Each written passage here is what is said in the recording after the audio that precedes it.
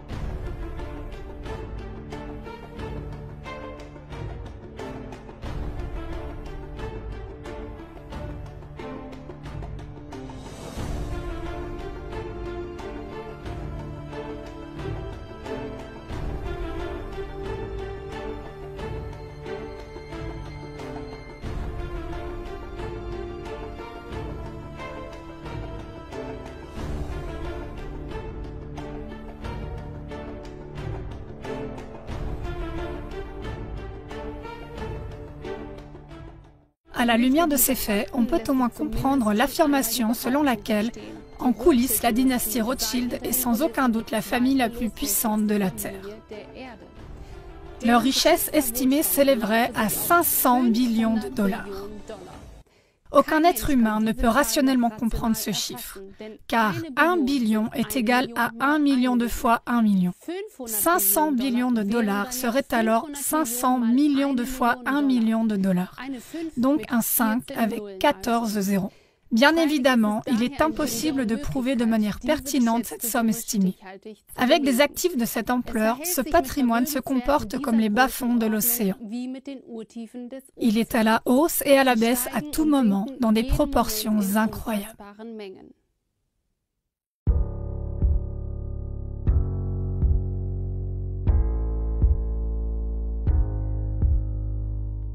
La Federal Reserve Bank et l'Internal Revenue Service, IRS.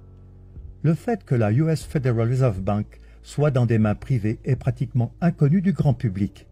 De même, le grand public ignore que la Fed se trouve sur un terrain qui lui appartient et qu'elle est protégée par les lois américaines. Cette société privée imprime l'argent pour le gouvernement américain, qui lui verse des intérêts pour cette faveur.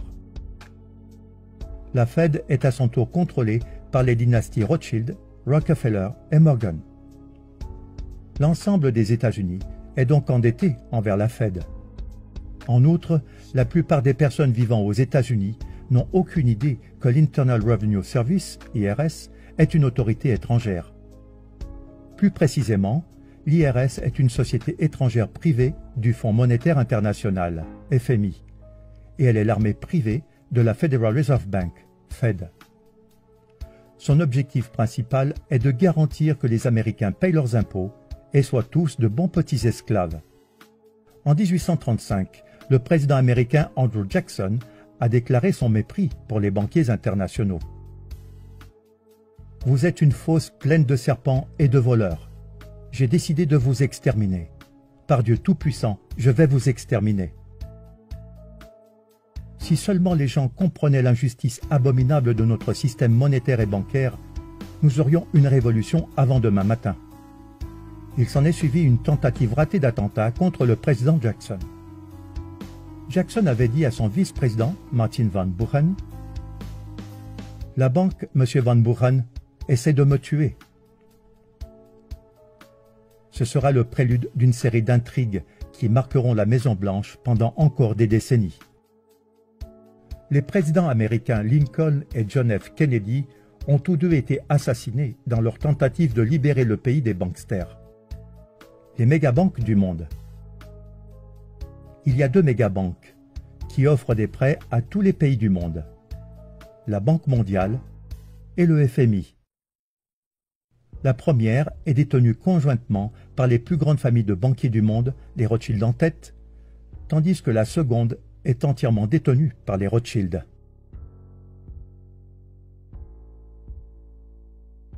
Ces deux mégabanques offrent des prêts aux pays en voie de développement et utilisent leur taux d'intérêt presque impossible à rembourser pour s'emparer de la prospérité réelle, les terres et les métaux précieux. Mais ce n'est pas tout. Une partie importante de leur plan est aussi d'exploiter les ressources naturelles d'un pays, comme le pétrole ou le gaz, avec l'aide des sociétés qui leur appartiennent en secret, de les raffiner et de les revendre au même pays, en générant d'énormes profits. Mais pour que ces entreprises puissent fonctionner de manière optimale, elles ont besoin d'une infrastructure solide, qui manque généralement dans les pays dits en développement.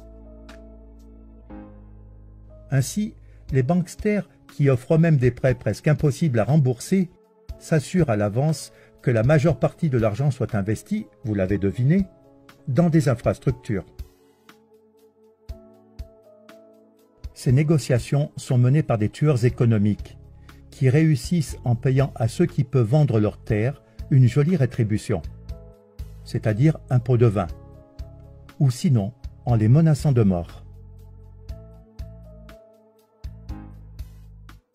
Pour plus d'informations à ce sujet, on peut lire le livre Bekenntnisse eines Ökonomie-Hitman, en français Les aveux d'un tueur économique. L'une des banques qui contrôle tout, la Banque des règlements internationaux, BRI, dont le siège est à Bâle, est manifestement contrôlée par les Rothschild, et son surnom est la Tour de Bâle. Le vrai pouvoir des Rothschild va bien au-delà de l'empire bancaire.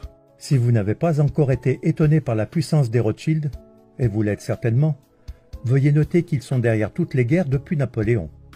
C'est le cas depuis qu'ils ont découvert à quel point il est rentable de financer les deux parties d'une guerre, et depuis lors, ils le font tout le temps.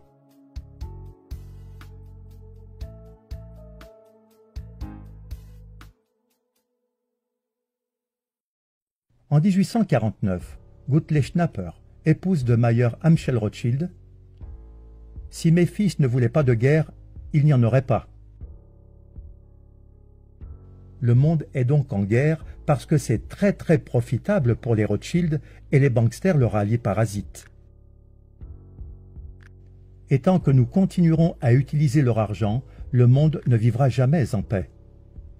Il est important de noter dans ce contexte qu'il s'agit d'une société secrète sectaire et non d'une conspiration juive, comme beaucoup le pensent et se laissent conduire à la discrimination raciale. Même si ces banksters se disent juifs, ils ne le sont pas. Car le vrai juif n'a pas le droit de revendiquer des intérêts, selon Genèse 25, verset 37. Tu ne lui donneras pas ton argent contre des intérêts, et tu ne lui donneras pas ta nourriture contre un supplément.